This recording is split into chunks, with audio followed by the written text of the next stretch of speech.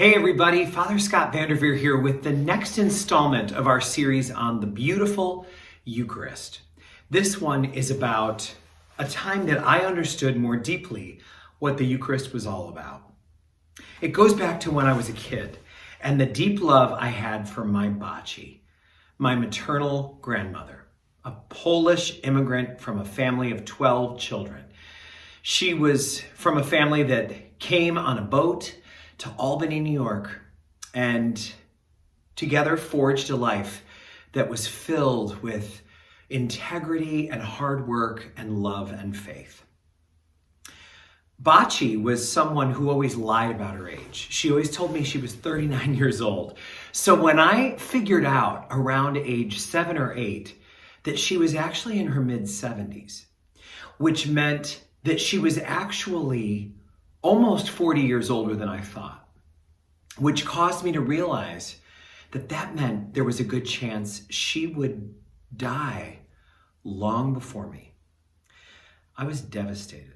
I thought, how could this be? This is my favorite person in the world, and I just found out that I'm going to have a lot less time with her than I expected. So I tried to brainstorm ways I could keep her with me here forever. And I thought, maybe if I were rich, I could create a healthcare plan for her. I could get nurses to come and stay overnight in the house. Maybe I could have the best doctors devise a diet for her that would help her live a long, long life. Maybe I could get physical therapists in and occupational therapists to keep her running at optimum levels for life. Then I started realizing that even if that happened, she could slip right through my fingers. I would watch her dozing as she was watching one of her beloved nighttime dramas. Remember Dynasty or Falcon Crest or Knots Landing? When I was a kid, those were popular. And she'd be watching those asleep in her chair. And I would just look at her beautiful face. And I would think, how do I keep her here? How do I keep her here?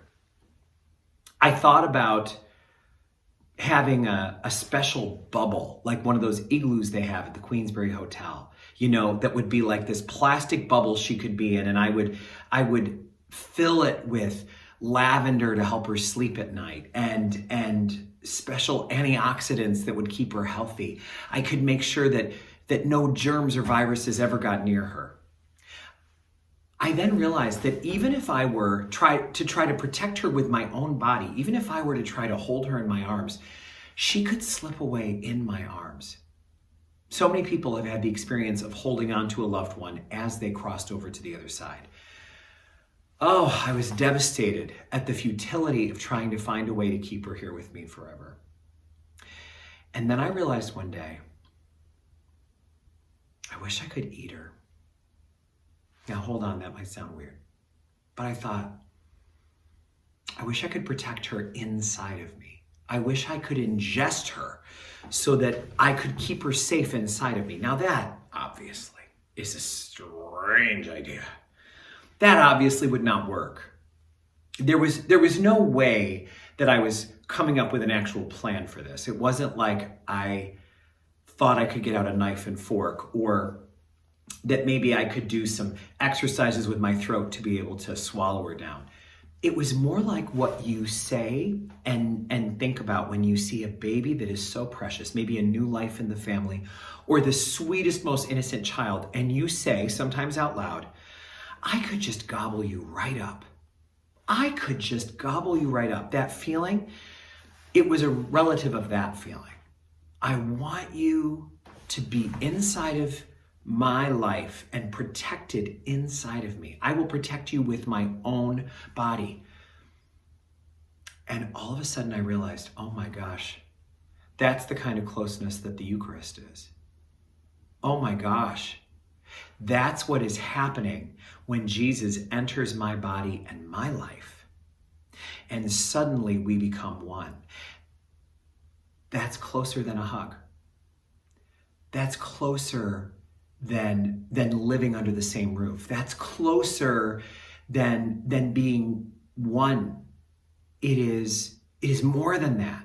It is being the same.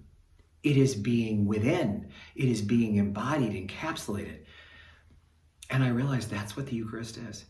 The Eucharist is wanting to be so close to someone, you wish you could live in them and they live in you. I am the vine, Jesus says, and you are the branches. Remain in me as I remain in you. Oh, the Eucharist. Oh, the love I had as a child from my Bachi. Oh, the ache that we feel when we realize how much love there is in the world for one another, and so how much greater God's love is for us. The love of the divine is so much greater than our love. What a mystery. What a mystery. When have you learned in a personal way to appreciate the Eucharist more deeply? When have you had the experience of saying, I know what this is because of this other experience in my life?